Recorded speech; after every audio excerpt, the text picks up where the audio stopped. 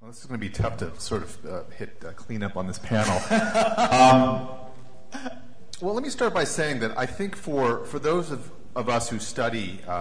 the role of people involved in hip-hop not coming out of either the black or white paradigm, oftentimes there's sort of an argument that it's an argument around claims of ownership in terms of who owns hip-hop, who really creates it. And I think what's interesting about this is that on one level, and this is something that Raquel speaks quite a lot about, is that if you look at hip-hop's history coming out of the South Bronx, coming out of New York, it's very much in a cross-cultural and cross-racial history. It's very much an international history, that you can't talk about the roots of hip-hop's origins without talking about Jamaica, without talking about Caribbean immigrants to the U.S., like Kool Herc, like Grandmaster Flash, etc. That hip-hop has this incredibly hybrid history, that it draws on all these different kinds of elements and different cultures,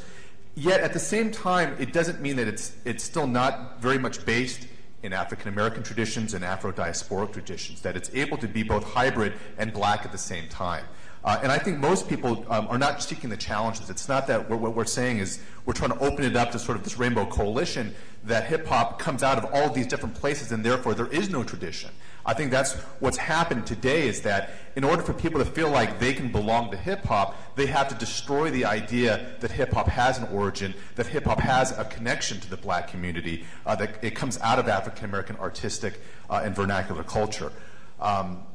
We've gotten to the point where we sort of celebrate hybridity to the point where that nothing has a beginning in essence, that it sort of arrives here fully formed. And I think that what you need to remember is that it's both things at once. That on the one hand, hip-hop does come out of very much a cross-cultural space. You know, if you're talking about New York, you have to talk about the involvement of Puerto Rican youth, as well as African-American youth, as well as West Indian youth, you know, Caribbean immigrants and whatnot.